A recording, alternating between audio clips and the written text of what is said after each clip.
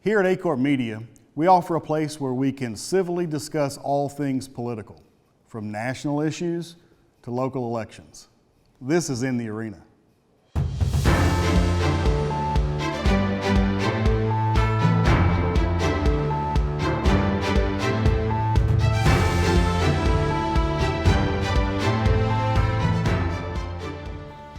Sawyer, welcome to In the Arena. Thank you, Phillip. It's really good to be here. Glad to have you join us. So tell us about yourself. Well, I grew up here in Stoddard County. I'm proud to call this place home. I love Stoddard. My family has deep roots here in the Dudley and Essex and Dexter and even Prosecutor areas in agriculture and education, things like that. My wife grew up in Butler County, but her father was actually from Stoddard, so it's on both sides of the family there. And I'm really glad to be here. As you mentioned, I'm an attorney. I practice criminal law at the Mayor Law Office in Dexter primarily. And I'm excited for this opportunity to run for prosecutor. And I'm in the Republican primary election. Election day is August 2nd. All right, well, we have a few questions that we're going to ask Sawyer today. We were helped in preparation for today by Dunklin County Prosecuting Attorney Nicholas Jane. We reached out to him and asked if he would help us prepare some questions that would focus on what's required of a prosecutor as opposed to just the political type questions. So let's kick it right off. Sure. First question is, what in your background prepares you to be the prosecutor? Sure. I don't mean to sound trite, but I think everything in my background prepares me to be the prosecutor. From my upbringing to my criminal law experience as an attorney, really to my passion for justice. I'm an avid constitutionalist, but I learned lessons growing up about work ethic, maintaining good character and ethics, integrity, morals, all of that. I'm a believer in Jesus Christ. I'm a Christian. That's the most important aspect of my life. And then it would be family. That's what I learned growing up was God first, family, and then everything else. I've practiced criminal law in 7 or 8 different counties here in southeast Missouri. I've handled felony cases. I've handled misdemeanor cases. I started out with my father-in-law, Jasper Edmondson, who was a renowned defense attorney here in the Boot Hill for 5 decades. He practiced for 50 years and won many, many jury trials. I was really blessed to get to work with my father-in-law. And after I worked with Jasper, I went on to the Missouri State Public Defender's Office. And that's where I participated in a criminal jury trial for the first time. And so that was a neat experience. And then, as I mentioned, I'm at Mayor Law Office, and I practice criminal law there with Dustin Mayer. He's a former prosecutor, and he's taught me some great things. And, like I say, it's all around the Boot Hill, going to different counties and different courthouses, and you're always seeing different kinds of cases. And I think those things, and being such a passionate person about justice and wanting to do justice for all, that's what my campaign's about. All those things prepare me to step in and be ready and do a great job for the people of Stoddard as the prosecutor. Good. You mentioned character and values.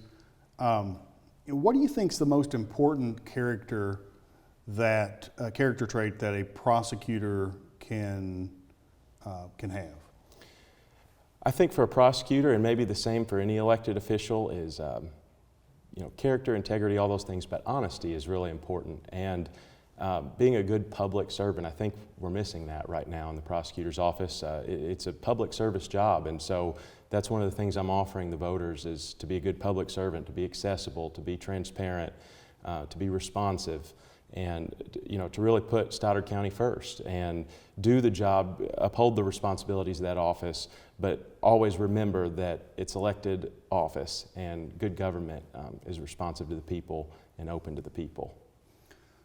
So question number 3, I think is kind of an interesting question because, in my history, I practiced in both Stoddard and Dunklin County. I was a judicial officer in both Stoddard and Dunklin County. What do you think makes Stoddard County unique, and what about being the prosecutor of Stoddard County do you see as unique? What makes Stoddard County unique with respect to the prosecutor's office is that prosecutor in Stoddard County is a full-time position now. Mm-hmm. For many, many years it was a part-time position. In other counties, it's a part-time position. In 2014, Russ Oliver, my opponent, the incumbent, was instrumental in pushing for the job to become full-time. It was only shortly after that that he had a lot of irons in the fire and is acting more like a part-time prosecutor, receiving full-time pay, doing part-time work.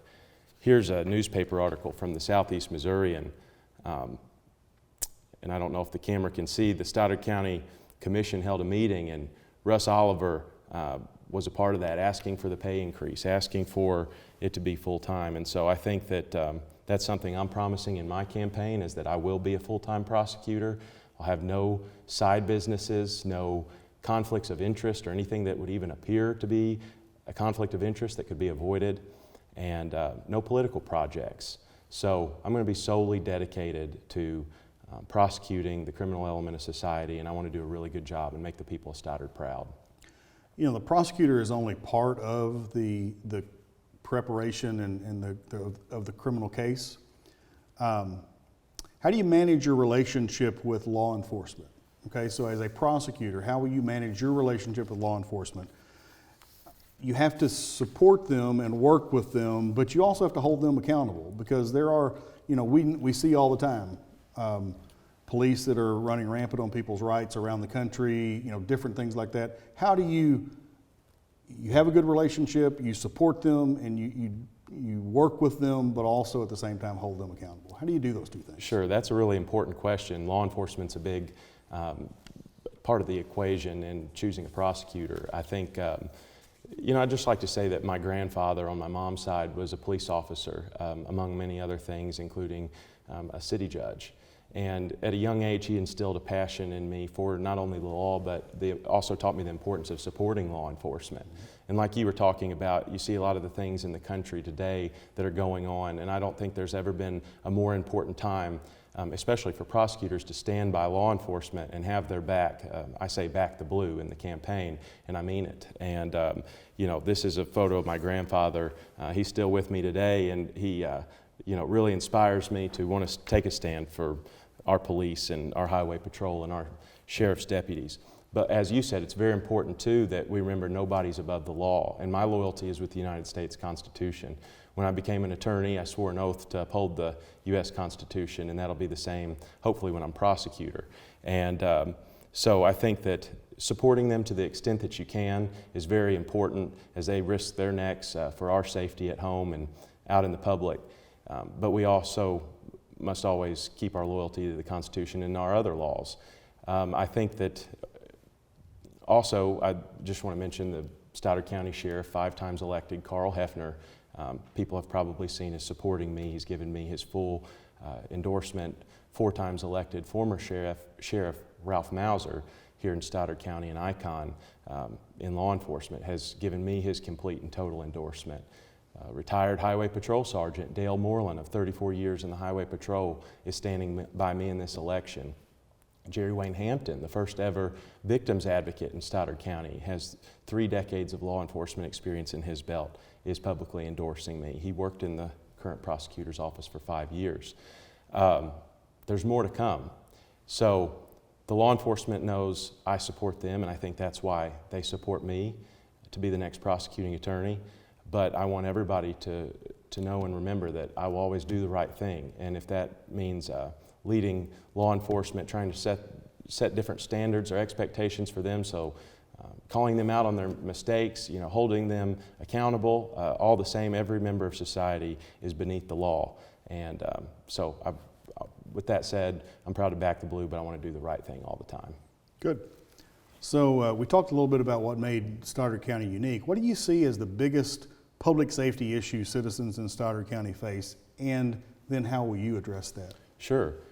The biggest issue, no doubt, is the drug crisis that we have in Stoddard County. And you know, this is something that my opponent 12 years ago, when he ran against a 28-year incumbent, said that he was going to make it his priority to fix the scourge of methamphetamine and all the drug addiction in our county, or do everything he could to fight it. And you know, here's one of his advertisements, and it says, Oliver files for prosecutor, tells of his plan to fight meth. The thing is the problem with drug addiction in Stoddard County is every bit as bad, if not worse, than it was 12 years ago. And I think that's maybe because the decisions that are being made what's good for the prosecutor, and not necessarily what helps move us forward on this issue. And so I think back to your question, what am I going to do about it?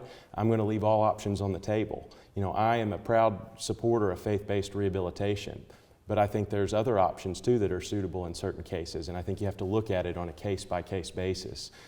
Drug court, you have history with drug court and know about that. That's a good option for some people. And of course, prison. We don't need to take prison off the table for people that have had multiple opportunities to get off of drugs. And certainly people that are distributing drugs should go to prison. Now, personal addiction, personal use is a separate thing from distribution. And also, if we're sending people to faith-based rehab, we need to be careful not to be sending people there that have underlying violent crimes as part of their criminal history and in their background that are coupled with those drug crimes. Those people should maybe also be going to prison.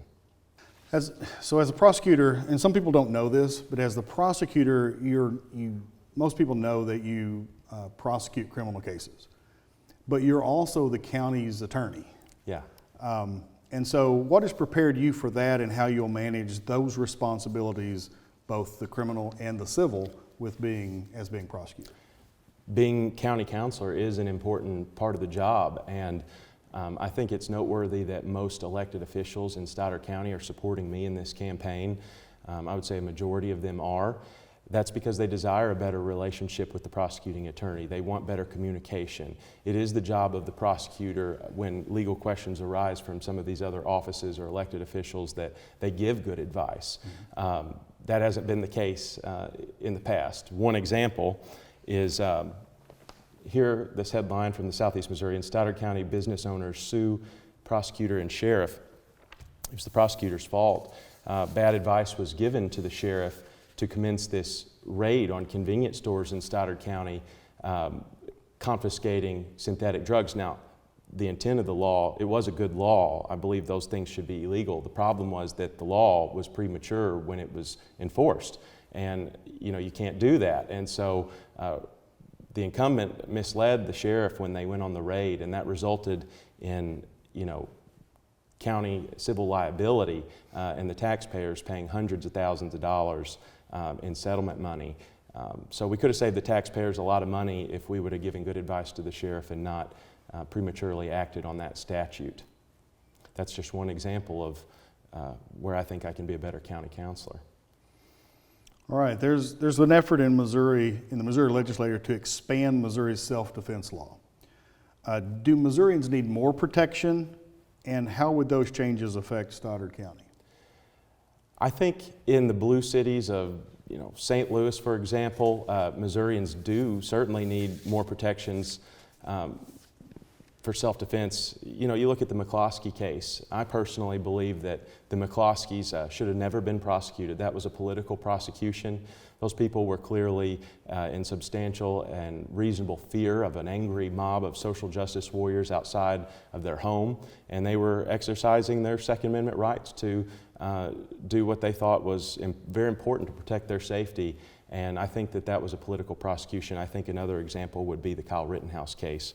And so maybe in some of these cities we do need more protections. But if you're referring to the Senate Bill 666 legislation, I think that's really bad legislation, and I don't support it. It's not worded right, and we can do much better than that. At the end of the day, though, Stoddard County wants a prosecutor that will recognize legitimate cases of self-defense and defense of others. And as far as I'm concerned, the Second Amendment of the United States Constitution and the Bill of Rights is someone's carry permit, and they have every right to defend their life. And I'm not going to be prosecuting cases for political purposes, as we talked about with the examples of McCloskey and Rittenhouse. So one of the things that I think is another thing that people may not really understand about the criminal system is that when judges and juries send people to prison for a number of years, and they say you're sentenced to 18 years in prison, the time they actually serve can be drastically less than that time that's ordered in the sentence. What do you do about that as a prosecutor?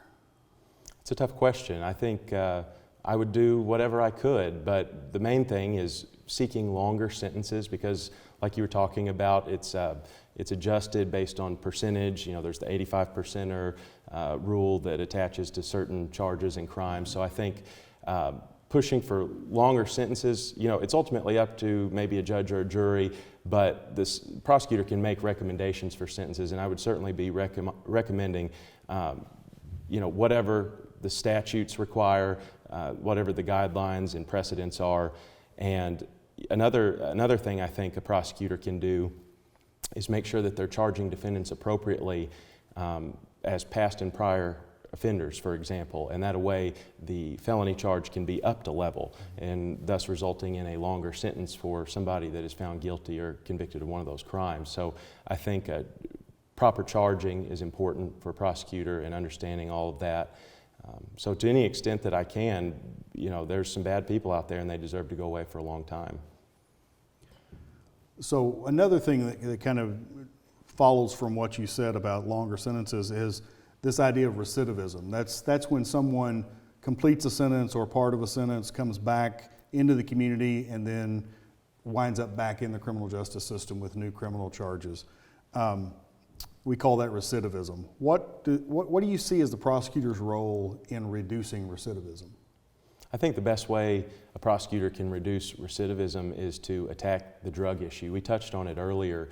You know, drug crimes, I believe, breed other crimes. A lot of times when people are on drugs, they're not in the right mental state and they're committing crimes they maybe ordinarily wouldn't. So I think that it's important for a prosecutor to really pinpoint and focus on drug crimes, making sure that the outcome of these cases involving drugs, that there is appropriate sentencing, that there is that these defendants are being sent in the right direction, whether that's faith-based rehab, whether that's drug court, or whether that's prison. And you know, I think just getting it right from the outset and doing the right thing, directing them for what's good for them and for society, and not necessarily what's good for the prosecutor, I think that's the starting point, and I think as a result there will be a decline in recidivism here in Stoddard County. You've talked on a couple of occasions during this question and answer about drug cases.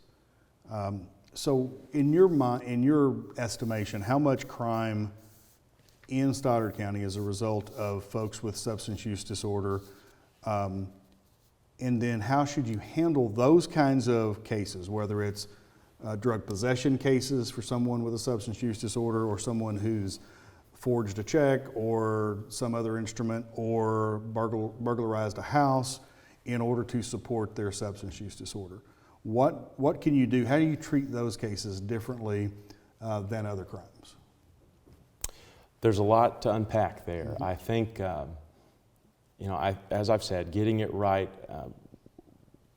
in the drug cases is going to solve a lot of problems. You know, there has been a rumor campaign against me that I am not for these faith-based rehabilitation programs. That's simply false. I am. I believe in the healing power of Jesus Christ. I think God can change anybody's life if they're open to Him. And so I think that continuing to send people to faith-based rehab is really good. That being said, I think, and again I've mentioned this, you have to look at it on a case-by-case basis. And when I do, as the prosecutor, I want to know everything about their criminal history. I want to know about their family history, their education, their employment, you know, what they're involved in civically or otherwise. And I want to try to discern and make a judgment call on whether that person is a good candidate for a John 3:16 or breaking bonds or something like that. If they are not, maybe drug court, maybe, again, prison is appropriate for people, especially if they have violent behavior or underlying violent crimes attached to them. But in answering that question about, and I've kind of forgotten what the question How do you handle those cases differently than other crimes?